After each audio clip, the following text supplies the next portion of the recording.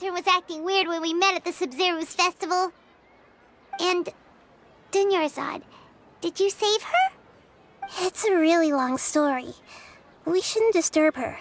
Her consciousness is still weakened. Let's chat somewhere else. How about by the Traveler's favorite bench?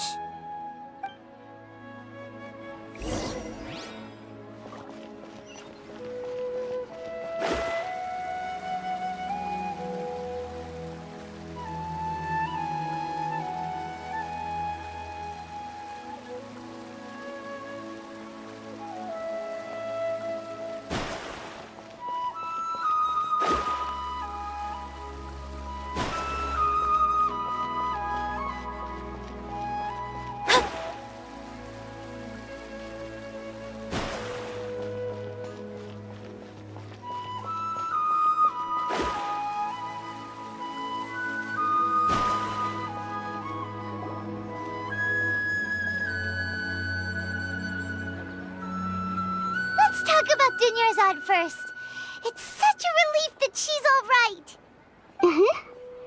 After we parted on the last day of the Sub-Zero's festival, I left the city and saw what the Traveler had described. Among the countless dreams, I found one that was growing fainter and fainter. This proved my suspicion. Once Dunyarzad could no longer bear the Akasha harvesting her dreams, her consciousness began to dissipate. But this also meant it escaped the Akasha's control. Such a small fragment of consciousness can't last for very long, though. It will return to its original dream, where both will gradually fade until they completely disappear. I used all the power I had to keep her dying dream alive as long as possible, but it still wouldn't have lasted for much longer if it hadn't been for you two breaking the samsara. So it looks like we did manage to save Dunyarzad in the end. And not a moment too soon. Huh? Why are you two smiling so happily? I thought you'd be so moved that you'd start crying. I need to spend more time observing human emotions. Both are fine. Everyone reacts differently. All right. You two must have a lot of other questions for me, right? After all, you saved my faithful believer. As your reward, I will answer any and all questions. At the Avidia forest, there was this incense that made the Traveler fall unconscious and dream of a huge tree and a red sky. You also heard someone's voice, right? It said world and forget me. Yeah, so you do know. We've been wanting to ask you what that was about, and if the red sky was related to Khaenri'ah. It seems like the Traveler established a connection to Irminsul. That was a message left by Greater Lord Rukkhadevata's residual consciousness in Irminsul. Perhaps her last memory before she died. As you two probably know, Greater Lord Rukkhadevata disappeared after the disaster in Khaenri'ah. The timings of these events do line up, so your suspicions are reasonable. A message from Greater Lord Rukkhadevata? We thought it was from King Deshret. King Deshret?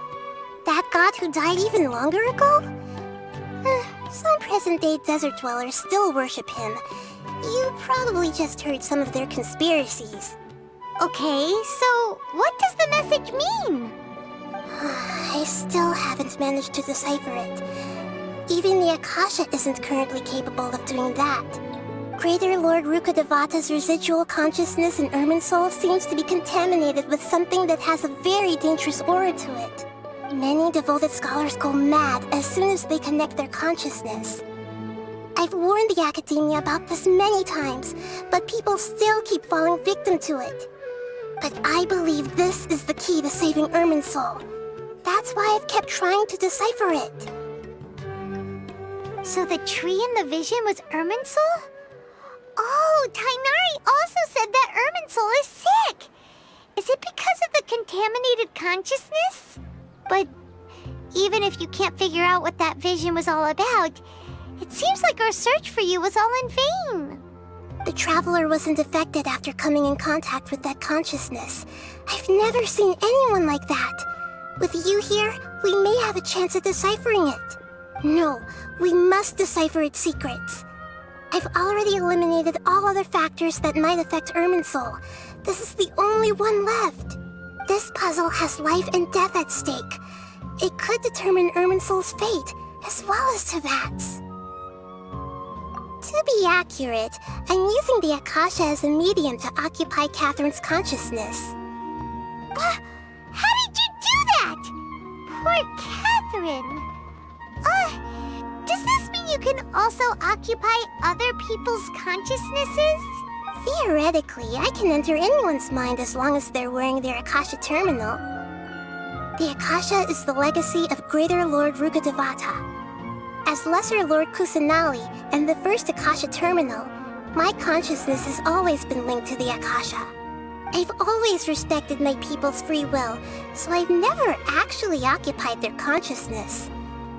When necessary, I just borrow this bionic Snezhnayan puppet. Hold on. Did we just learn some deep, dark secret? So Catherine is...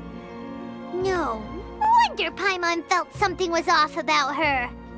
What about your own body? Why do you need to borrow other people's? Don't you live in the sanctuary of Surasthana? That story begins a long time ago. After Greater Lord Rukkhadevata disappeared, the sages found my newly born self and took me back to Sumeru. At that time, I was young and weak. The sages kept me in the sanctuary of Surasthana, ostensibly for the sake of protecting me.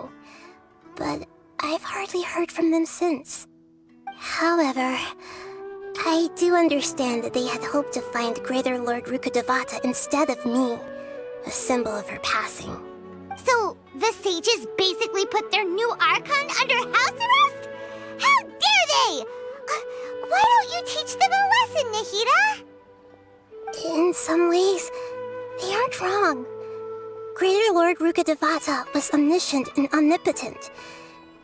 Even after her death, the Akasha is still empowering this nation. And I'm still really far away from being able to call myself the God of Wisdom. Moreover, the Academia is also more proficient at governing this country. Yeah, you got a lot of believers. Just look at the Sub-Zero's festival. Everyone who showed up truly loves you. Thank you for the kind words. But I honestly don't need physical freedom as long as I can connect my consciousness to the Akasha. Trying to find a way to save Irminsul is my life's mission and top priority. I will work on that, and try to live up to being a deity in the meantime. Every once in a while, I will also take up the duties of the God of Wisdom and enlighten a lost soul here and there. Doing all that should be enough.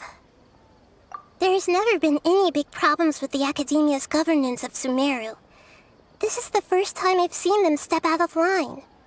I wonder what caused them to go down this path, and what they hope to achieve. Even though the city's residents haven't noticed anything strange, if the Traveler hadn't broken the Sub-Zero's samsara, the situation could have become dire. I tried to do some investigating in the Akasha, but I couldn't find anything suspicious, and all the people of interest seem to purposely avoid wearing their Akasha terminals. I think they're deliberately trying to hide something. Oh, that reminds Paimon. In Gandharvaville, there was a sage who had invited Kainari to join some kind of project. Could it be related? Regardless, I need to first investigate the sage's motives, make things right, and punish them if needed. But I'll have to... You mean how the Akasha stops you from having dreams? Yeah, it's been such a long time. No one's noticed something's up? It's not that no one noticed. It's more like no one cared. Ultimately, it's all rooted in the sage's misdirection. Misdirection? The sages convinced everyone to believe that being unable to dream is a sign of rationality and wisdom. Not dreaming is a badge of honor in Sumeru, even if the truth is that their dreams are being reaped by the Akasha. With their propaganda in place, the sages can maximize their use of the Akasha to facilitate their research. Besides, Greater Lord Rukkhadevata must have created the Akasha in the hopes that it could be used to its full potential. That's why I've never come out strongly against this.